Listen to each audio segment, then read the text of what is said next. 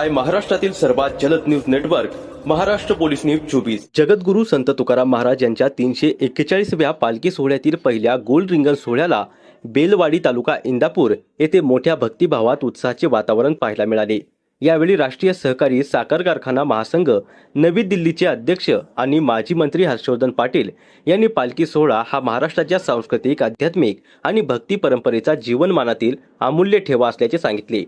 पंढरीकडे जाणारे पालखी सोहळे हे जगातील अद्वितीय आणि प्रेरणादायी सोहळे असल्याचेही त्यांनी नमूद केले। राज्यात सध्या पावसाची कमतरता असून खरीपाच्या पेरण्या केवळ सुमारे 50% झाल्या आहेत। त्यामुळे दमदार पाऊस पडून शेती सुजलाम सुफलाम व्हावी, प्रत्येकाचा संसार आनंदी राहावा आणि समाजात आपुलकी, बंधुता व ऐक्याची भावना अधिक दृढ व्हावी अशी प्रार्थना त्यांनी तुकोबारायांच्या चरणी केली। या रिंगण सोहळ्यात राज्याचे सांस्कृतिक कार्यमंत्री आशिष शेलार, कृषी मंत्री दत्तात्रय भरणे, माजी मंत्री हर्षवर्धन पाटील आणि पृथ्वीराज जाचक यांच्या हस्ते तुकोबारायांच्या पादुकांची आरती करण्यात आली। यावेळी सर्व मान्यवरांनी एकमेकांसोबत फुगडी खेळत आनंद लुटला आणि त्यानंतर पालखी सोहळ्यात पायी सहभागी झाले।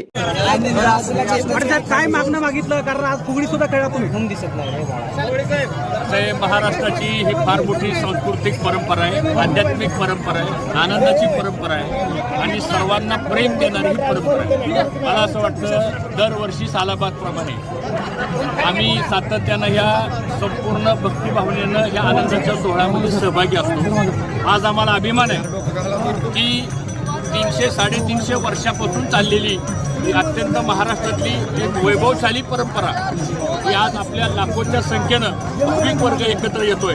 मी सर्वांचं अंतःकरणापासून स्वागत करतो।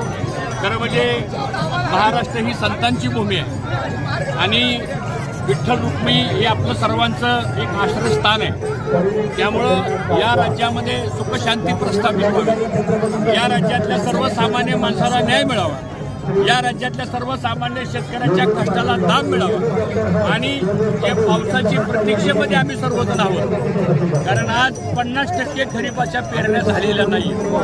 आज जर संख्या बघितली वारीमध्ये, मला असं वाटतं 10-20% थोडी संख्या घटलेली आहे।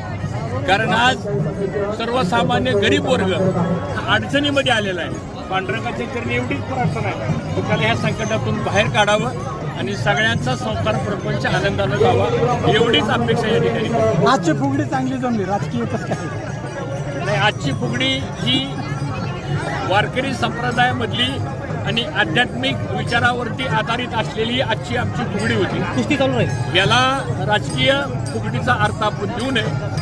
फुगडी आणि कुस्तीमध्ये फरक आहे, त्यामुळे आजची ही फुगडी होती, ही कुस्ती नव्हती। कुस्ती पाहायला मिळेल 2029ला हीच कुस्ती पाहायला मिळेल का? कुस्ती ही आखाड्यामध्ये असते, कुस्ती ही ह्याच्यामध्ये नसते। धन्यवाद। महाराष्ट्र पोलीस न्यूज 24 साठी पुणे जिल्हा प्रतिनिधी शिवाजी पवार।